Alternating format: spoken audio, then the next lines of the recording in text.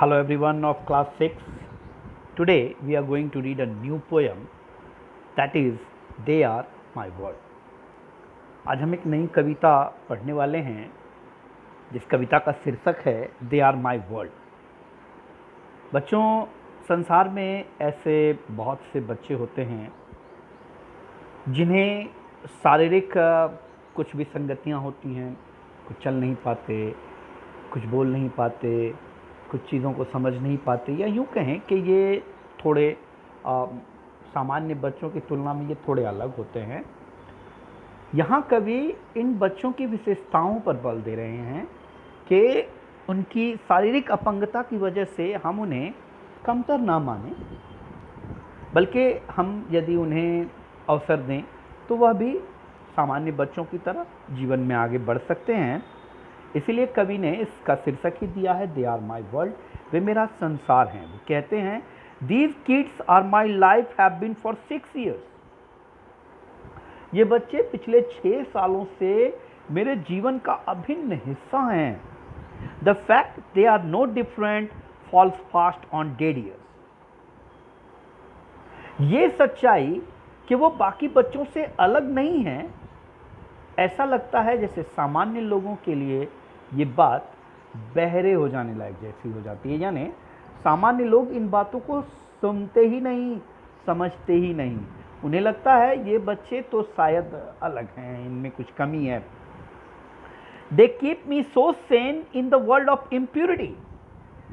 वो कहते हैं इस अशुद्धता भरे संसार में ये ही मेरे मस्तिष्क को पवित्र रखते हैं। सेन का मतलब होता है वह जो मानसिक रूप से बिल्कुल सही हो, पवित्र रखते हैं। People think they are simple. लोग सोचते हैं ये मूर्ख हैं। यहाँ सिंपल का अर्थ सामान्य सरल नहीं है बच्चों।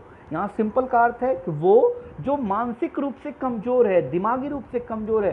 सामान्य तो आमतौर पर हम अपनी भाषा में इनको आधा पागल कहते हैं, आधा पागल है, हम लोग अक्सर बोलते हैं। यहाँ कवि ने इस शब्द का प्रयोग, सिंपल का प्रयोग, एक ऐसे ही मानसिक रूप से पूरी तरह से विकसित व्यक्ति ना हो जो एंड वोंट रिच मैच्योरिटी। और लोगों को ऐसा लगता है कि ये तो मूर्ख हैं और ये कभी भी समझदार नहीं बनेंगे, मैच्योर नहीं होंगे। These peoples have skills. याद रखें, यहां कवि कहते हैं इन लोगों के पास भी क्षमताएं होती हैं, योग्यताएं होती हैं। मोर टैलेंटेड देन अदर्स। वास्तव में इनकी योग्यताएं तो दूसरों से अधिक होती हैं।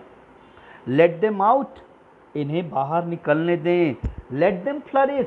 इन्हें विकसित होने दें, इन्हें खिलने दें। इन फूलों को, ये नन्हे फूल खिलें। Don't wrap them in covers. इन्हें समाज के बंधनों से न बांधें, इन्हें न ढकें, इन्हें आजाद रहने दें। खिलते फूलों की तरह इन्हें भी खिलने का अवसर दें।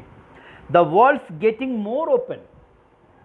कवि कहते हैं आज संसार सभी चीजों के लिए और ज्यादा खुला होता जा रहा है। गेटिंग मोर ओपन यानी अब संसार में सभी चीजों के लिए थोड़ा ज्यादा खुलापन आ गया है। लोग थोड़ा ज्यादा विस्तृत तरीके से चीजों को सोचने समझने लगे हैं। इसीलिए कहते हैं minds are starting to change. संसार अब और खुला होने लगा है। लोगों के मस्तिष्क, minds are starting to change. अब लोगों की दिमागी सोच बदलने लगी है। You can keep your close mind, we just find you deranged. आप अपने दिमाग को जैसा आपने बंद रखा है बंद रखिए, हमारी नजरों में आप पागल हैं। अभी तक जो संसार इन मंदबुद्धि बच्चों के लिए पागल जैसे टर्म का इस्तेमाल करता था, आप जरा देखें कि बदलते वक्त के साथ कैसे सोच बदल गई है कि अब ये मंदबुद्धि बच्चे कहते हैं कि हमारे नजरों में।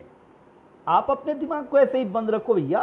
अगर आप बदलना नहीं चाहते मतलब हमारी नजरों में आप पागल हैं। Just give them a chance. कभी कहते हैं उन्हें एक अवसर दो, बस just give them a chance. एक अवसर, केवल एक अवसर दो उन्हें and see what they can do. और देखिए वो क्या कर सकते हैं। When guided the right way, जब उन्हें सही रास्ते पर चला दिया जाए यानी सही राह दिखा दी जाए, they can excel more than। कवि कहते हैं वो आपसे ज़्यादा ऊंचाइयों पर पहुंच जाएंगे, आपसे ज़्यादा कामयाब हो जाएंगे। इसलिए भेदभाव नहीं करनी चाहिए। शारीरिक अपंगता किसी के भी साथ हो सकती है, कोई मानसिक रूप से थोड़ा कमज़ोर हो सकता है, लेकिन इसका यह अर्थ कतई नहीं कि उनके साथ भेदभाव किया जाए। उन्हें भी समान अवसर दिए जाने चाहिए, समान प्रेम प्यार का व्यवहार उनके साथ भी करें। यदि हम स्नेहपूर्वक उनके साथ भी व्यवहार करें और उन्हें भी अवसर दें अपनी योग्यताएं दर्शाने का, तो विश्वास करें बच्चों, ये सामान्य बच्चों से बेहतर काम कर सकते हैं। इसीलिए कवि ने आखिर में आकर कहा है, just give them a chance and see what they can do. इसलिए वो कवि कहते हैं कि एक अवसर तो इन्हें देकर देखो, देखो भाई क्या कर सकते हैं। अगर इन्हें सही राह दिखाई जाए तो ये एक सामान्य व्यक्ति से ज़्यादा बेहतर काम कर सकते हैं, ज़्यादा ऊंचाइयाँ छू सकते हैं। आपकी ये कविता यहाँ आकर ख़त्म होती है। इसे पढ़ना, समझना और याद रखना आपकी ड्यूटी में शामिल होता है। अगले दिन हम इसके सवाल जवाब करेंगे। तब तक के लिए थैंक यू।